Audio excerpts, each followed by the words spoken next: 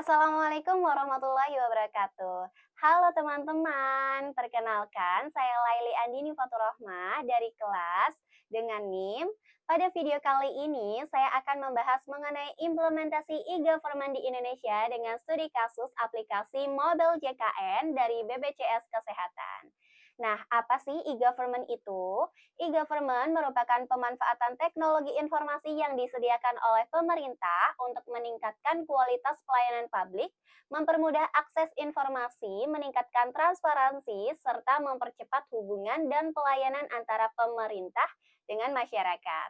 Nah, salah satu contoh implementasi e-government di Indonesia adalah aplikasi Mobile JKN yang dikembangkan oleh BPJS Kesehatan.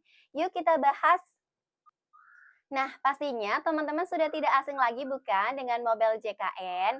Ya, betul. Mobile JKN adalah aplikasi resmi dari BPJS Kesehatan yang digunakan masyarakat untuk mengakses layanan kesehatan secara digital melalui smartphone. Aplikasi ini termasuk jenis e-government, government to citizen atau G2C karena menghubungkan pemerintah dengan masyarakat dalam pelayanan publik bidang kesehatan.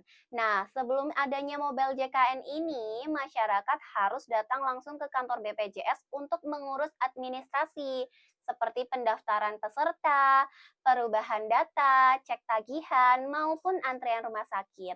Namun, setelah adanya aplikasi Mobile JKN ini, sebagian besar layanan dapat dilakukan secara online, sehingga lebih cepat dan efisien loh. Nah, gimana sih cara kerja Mobile JKN? Cara kerja aplikasi Mobile JKN dimulai ketika pengguna melakukan login menggunakan NIK atau nomor kartu BPJS Kesehatan. Nah, setelah pengguna login, aplikasi akan terhubung secara online dengan database pusat BPJS Kesehatan. Sistem tersebut digunakan untuk memverifikasi identitas peserta, status kepesertaan, kelas layanan, hingga riwayat pembayaran iuran BPJS. Nah, ketika pengguna membuka menu layanan, aplikasi akan mengambil data secara real time dari server BPJS Kesehatan. Oleh karena itu, informasi yang muncul pada aplikasi selalu menyesuaikan dengan data resmi yang tersimpan pada sistem BPJS. Selain terhubung dengan database BPJS, Mobile JKN juga terintegrasi dengan fasilitas kesehatan seperti puskesmas, klinik, dan rumah sakit yang bekerja sama dengan BPJS Kesehatan. Contohnya pada fitur antrian online, saat pengguna memilih rumah sakit atau fasilitas kesehatan tertentu, sistem Mobile JKN akan mengirimkan data peserta dan permintaan antrian ke sistem informasi rumah sakit yang dipilih. Nah, setelah itu, rumah sakit akan memproses data tersebut dan mengirimkan nomor antrian kembali ke aplikasi Mobile JKN. Nah, melalui integrasi tersebut, jadi pasien tidak perlu lagi nih datang lebih awal hanya untuk mengambil nomor antrian, kemudian harus nunggu lama lagi, karena data pasien sudah tercatat secara otomatis pada sistem rumah sakit. Mobil JKN memiliki beberapa fitur unggulan loh yang sangat membantu masyarakat.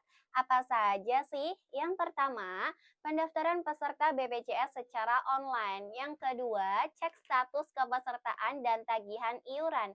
Yang ketiga, pembayaran iuran secara digital. Yang keempat, antrian online fasilitas kesehatan dan rumah sakit. Yang kelima, perubahan data peserta tanpa harus datang ke kantor BPJS.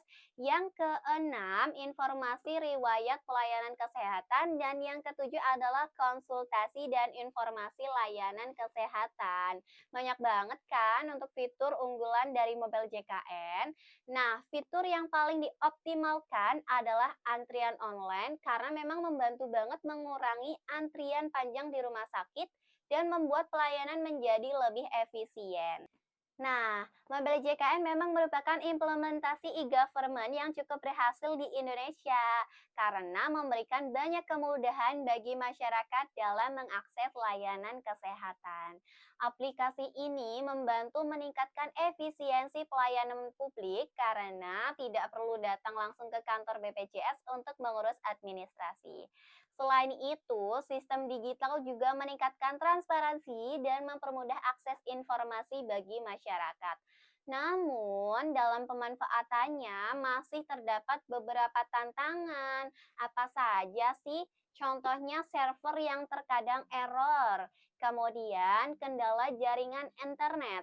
Selanjutnya, masih ada masyarakat yang belum memahami penggunaan aplikasi digital. Selain itu, di daerah tertentu, akses internet yang kurang stabil juga menjadi hambatan dalam penggunaan aplikasi ini. Walaupun demikian, secara keseluruhan, aplikasi Mobile JKN sudah memberikan dampak positif dalam pelayanan kesehatan berbasis digital di Indonesia. Nah, jadi teman-teman sudah paham kan bahwa mobil JKN merupakan salah satu contoh implementasi e-government jenis government to citizen atau G2C yang memanfaatkan teknologi informasi untuk meningkatkan kualitas pelayanan kesehatan masyarakat.